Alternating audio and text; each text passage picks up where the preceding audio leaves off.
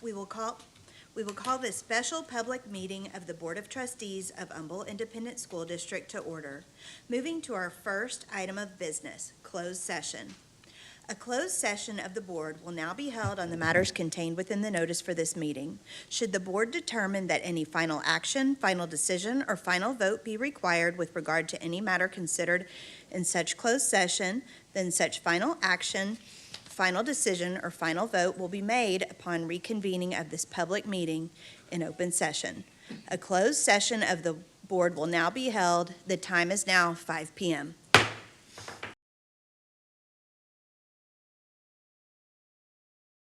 Now reconvene into open session. Our first item is public comment. The board encourages comments from citizens of the district or from district employees. Anyone wishing to speak either as an individual or a representative of a group may do so following the procedure outlined in the agenda.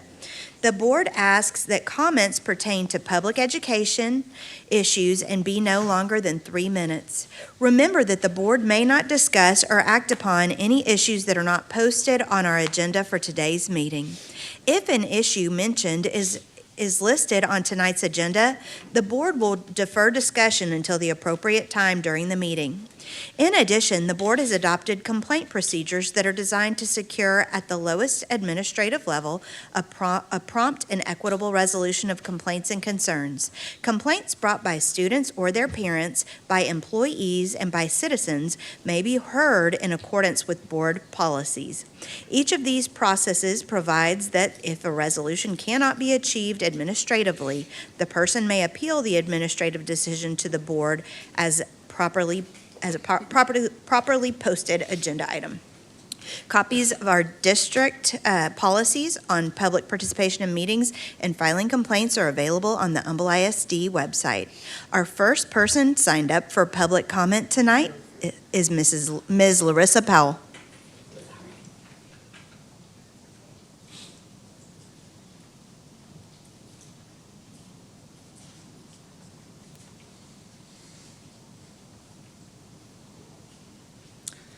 Good evening. I just wanted to thank everybody here being here on a Friday night. Wow. Walsh and Gallegos finally sent me a copy of the legal bills that I requested in February, you guys. I was under the assumption that the district would not help anyone who was accused by the assistant athletic director with their legal defense and that they were on their own. But Dr. Fagan was placed on, thank you. Dr. Fagan was placed on leave, and suddenly, did the board have a change of heart? Because Dr. Brown's facing allegations as the sole supervisor for the athletics department, and when he was made acting superintendent, his allegations suddenly disappeared, and the district covered his legal bills? Why are these being sent to his house? I noticed that in this stack that, these Rogers and Browns have his home address on it. Y'all remember that December 21st board meeting? Just days before Christmas, the motion was crafted by outside legal counsel. I move that the board place Thomas Newman on paid leave for both his own protection as well as the school board. Why are we protecting the school board and not the district? Is it because of these bills, guys? Is this why the board members or the members that were the only ones redacted from these daily phone calls with outside legals is to protect the school board? Were none of the employees of the districts on these bills redacted? Why? But why is the school board member? Makes sense. Thomas Newman was placed on leave so the outside attorneys could protect the school board. I get it now. So Thomas Newman sent a 10-page email that I found. I learned a lot. Did y'all know that he was a major in the Army? Major Newman emailed Mr. Wood because Mr. Wood was missing a deadline to the EEOC. And y'all put him on leave? Whew. He mentioned Ms. Morrow had just a few days before been put on administrative leave, raised concerns about Walsh and Gallegos' mishandling of an open records request, and y'all put him in leave. And now Walsh and Gallegos is in control of the district, and you guys saw the legal bills. I sent them to you. They don't make sense. They're double billing us. Whew. Now we don't have any attorneys that work directly for this district, and Walsh and Gallegos is just going to charge us whatever they want. Mr. Scarfo, is your Title IX investigation done yet? This was filed in August of 23. What's dragging it on? That's right, the board is being protected and not the district. Are you the one that's making daily phone calls with the outside attorney? Got it. Instead of the board demanding accountability for Walsh and Gallegos, some of you need to stop covering your personal interest in attacking our in-house attorneys by retaliating against them for trying to protect the district. Are y'all going to approve more money tonight for Walsh and Gallegos when no one is here watching? How come you guys haven't investigated these claims? Because it's been mentioned several times. I mean, Chief Cook, you need to come and arrest some of these crooks because this is enough. We're sick and tired of paying bills to cover your personal interest. Thank you, Mrs. Powell. Mr. Eric Willing?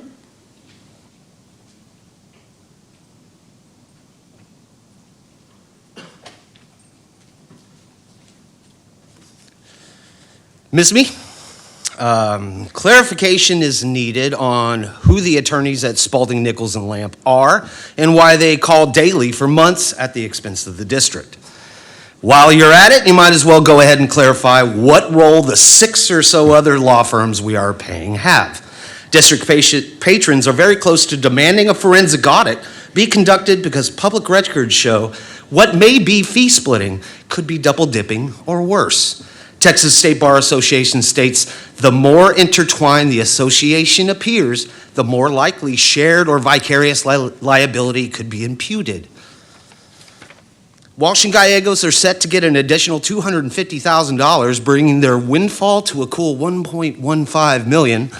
And public records show that this increase was requested by legal and the superintendent.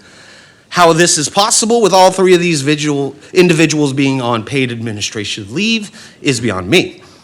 While we are on the subject of Walsh Gallegos, it is strange that simply asking for the retainer agreement between the district and the firm would get you placed on paid administrative leave. Why does obeying the law and doing your job in Humble ISD get you placed on administrative leave? History tells us it's usually because someone has something to hide. They are covering for their personal interests and attacking their own by retaliating against them for simply doing the right thing. Why would you have an informal, formal meeting with someone when you already have a predetermined outcome? You don't get the answers you want because what you wanted wasn't the truth. Like maybe you were trying to get answers that could be manipulated despite the fact that no one had done anything wrong but you. Why are the board trustees deliberately deliberating without record and with a quorum outside of closed session and public meetings? Also, why is it okay that anyone uses their personal email address for district business? Outside of technical issues, I can only see you having something to hide from the public. Do you? Please provide the information pertaining to when Craig Wood or Walsh Gallegos were voted legal counsel for Humble ISD. The mere appearance of having an improper and unauthorized district counsel is bad enough, but actually choosing to pay for dishonesty and bad legal advice may very well be illegal. We should not have to go through open records requests for this and pay more money to Walsh Gallegos just so they, allegedly, can double dip and collect from the district themselves. We are asking you, and you should answer. There seems to be a pattern emerging of holding ethics in high regard when it's an excuse for retaliating against others while knowingly ignoring your own unethical behavior. Funny why somebody would do that. In closing, as we all head into full summer mode, just know that we will still be paying attention. We will still be asking questions and demanding answers. Thank you, Mr. Willing. Maybe one day you'll answer.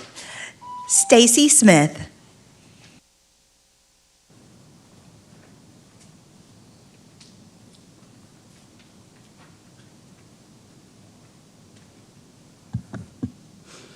Agenda item 5A, the assigned general fund balance will decrease by $250,000 from the non-recurring fund balance assignment to be budgeted for legal fees. More on legal fees. I've been looking at the invoices for our outside legal services. Walsh and Gallegos, for example, charges for mileage and meals for every meeting they attend. They obviously charge for every phone call and email that they take from a board member. Who is calling them every day to talk about these things? Is it the person that's supposed to be handling these, or is it somebody else? Where is our general counsel that can serve to protect our district and not just the interest of our school board members? How much are we paying monthly to keep our 2 attorneys, Newman and Morrow, and our superintendent on leave? $45,000 a month. Community members should not have to triple check everything that the board does. We should not have to go line by line on invoices for legal services. We should be spending our time advocating for students and for teachers, for our own kids. For example, our deaf education interpreters. There's a budget amendment for deaf education interpreters. Any amount for special education is fine with me. I'm a former special education teacher. I would love to come back one day, but I really hope our district is a place I want to work and send my kids. Are we using a contracting service rather than being a competitive employer for interpreters in the area? What is our pay scale compared to districts around us? Does it include a stipend? When other ESS personnel in the district received a raise, did deaf interpreters? A district employee reached out and asked me to share her thoughts on this. The district has direct interpreters, but a lot have left and many have returned as contractors. It's a money issue. Interpreters have been advocating for their profession with no recognition from our HR. At convocation, it was presented that they reviewed salaries for ESS and salaries were being adjusted to be competitive with surrounding districts. This did not happen for interpreters, and that was a big letdown. They lost some after that. I wish they would pay them for their worth and skill set, and then we would not have all the extra cost for contractors. How many interpreters does Humboldt ISD currently employ as direct employees? How many interpreters does Humboldt ISD currently contract? How many interpreters have left the district in the last 3 years? When these interpreters left, was there an exit interview conducted, and was there a common theme for the turnover? How much money does Humboldt ISD receive in funding to assist with the educational needs of the deaf and hard of hearing in our region? When was the last time the job description for an interpreter has been updated and compared to surrounding districts? The current job description on Humboldt ISD's website, the date revised is blank. When you look around at other districts, they're paying stipends that are much higher. Ours is zero. So we know that that isn't the case, that we aren't being competitive. So I urge you to look at that and how you can have direct employees rather than spending an exorbitant amount on contractors. Thank you. Thank you, Ms. Smith. Dr. Yvonne Martinez?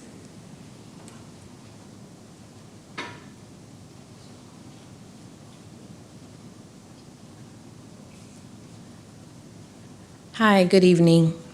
I actually came here this evening to primarily just talk about the board and as far as things that had happened previously. And one of the issues that came out, because I get on social media, but one of the issues that came up had to do with like a misprint in one of the agendas. And one of the things that I noticed this in the past couple of months, and we now have a new board president, but just the mere fact that board members were getting agendas at the last minute because they were waiting on attorneys to review them. As a school board, I just don't think that's appropriate, especially when you wind up having misprints in the agenda and or you skip over the agenda items when you're actually having the meeting. It shows poor decorum and professionalism is at an all-time low when just the simple agenda itself is not being followed and or addressed by the full board. The other thing that I wanted to address is sometimes there are a lot of things that is occurring within the district that we really aren't looking at. I think that there should be single districts within this district. I do not think that will happen though, because there was not even a vote given to the people to address that. And we also know that there is currently another school district that is being sued for that, but that will probably sit in the courts for a long period of time. So one of the things that I'm asking our school board to start doing is actually start making effective decisions as a school board and don't rely on the courts to always address your needs. And also, I'm just surprised right now about the dollar amounts. Houston ISD was pretty much taken over because of one school that did come up. There's a possibility, and I'm not in TEA by any means, but if this school board continues to have these financial issues where money is possibly bleeding and we're not addressing the needs of our students and our teachers, then there is a possibility that TEA may come in here and do management of this board. And right now, the way our society is when we're looking at vouchers, there may be some members on this board who probably don't have a problem with that. But as a parent, I do. And not as a parent of my own children, but parent of future children, because we need to realize that those vouchers will not benefit the majority of the students that you have in this district. And my voice goes a little cracky, so I apologize for that. But my whole point is, if the board itself doesn't get itself in order, you put the whole district at risk of being taken over by TEA, which means now we are going to become extremely political. So each time when you guys walk into the doors, please check your partisanship at the door and focus on what you said. The teachers, the students, the parents, the district. Thank you. Thank you, Dr. Martinez, and I want to thank all of our speakers for coming tonight. Moving on to our next agenda item, action items from closed session. Item 4A, personnel recommendations. Mr. Holmes, do I have a motion? Yes, Madam President. I move that the board approve the administration's personnel recommendations as presented in closed session with addendum. Second. I have a second from Mr. Kirchhoffer, I believe, first. All of those in favor? Discussion?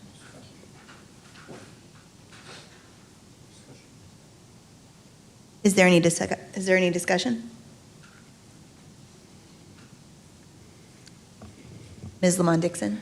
Madam Chair, just one quick question. The addendum is not on here yet. I just wanted to make sure that that is going to happen, because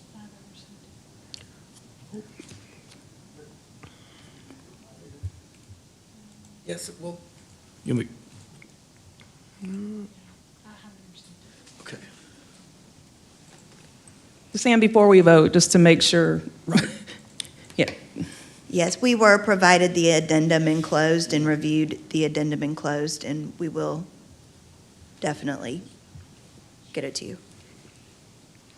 I just wanted to make sure we're voting. You said with addendum in the motion, so I know we're good there. I just want to make sure, since it's not here, that it'll be made public once we vote with addendum. Okay, thank you. Anyone else? All those in favor? Any opposed? Motion carries. Moving on to item 5A, our consent agenda. Item 5A, budgetary transfers and amendments. Consent, goods and, item 5B, goods and professional services and non-construction services exceeding $50,000 in the aggregate or $25,000 individually. Consent. Item 5C, RFP 2024-25, large kitchen equipment, CNS amended bid package 2. Pull. Pull it, please. Okay. The item's been pulled. Do I have a motion on the consent agenda, Mr. Holmes? Yes, Madam Chair. I move to approve consent agenda items 5A through 5B, exclusive of pulled item 5C. Any discussion? All those in favor? All those opposed? Motion carries 5-1. Mr. Holmes, can I get a motion? I move to approve consent agenda, I move to approve consent agenda items 5A through 5B. Just the pulled, Oh, 5C, just 5C. just 5C. Apologies. Do you want to restate that? Do you want to restate that? I do. I move to approve consent agenda item 5C. Second. We have a motion and a second. Any discussion? Mr. Grabowski? Dr. Brown, it was a large financial number there. Can you just explain to everybody, because there was a lot of emails and phone calls. I know this is going to be recorded about the larger amount of money. Emmett Beatty. Sorry, we're going to have Mr. Beatty, who works very closely with this, talk about this agenda item. Sure. So what this is at the June 11th board meeting, we brought forward the number one choice from the RFP during the evaluation process for the CNS equipment item here. After that was approved and we started entering a PO for that equipment, the vendor said they were not able to fulfill that order with the same, they weren't able to fulfill the order in line with what they submitted on the RFP. So we're not,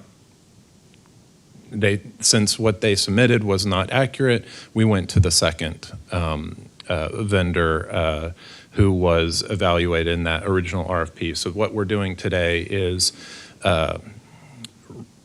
switching the vendor that we're recommending for award for the blast chillers, and it is more expensive. It's cost neutral to the district.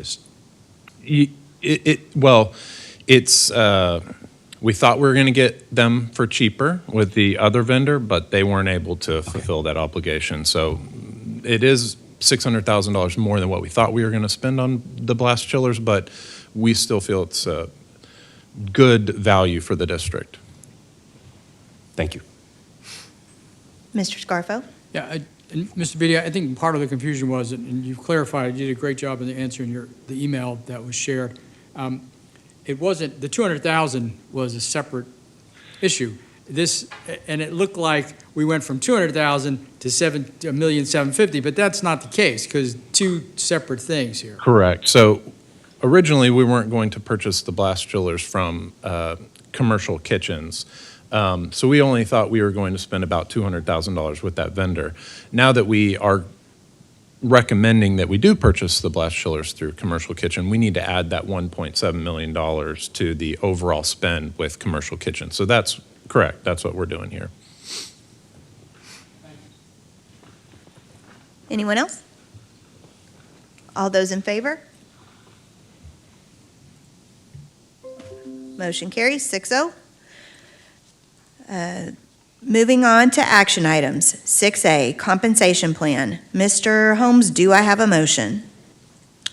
Yes, Madam Chair, I move to approve the proposed 2023-2024 compensation plan. Second. The motion,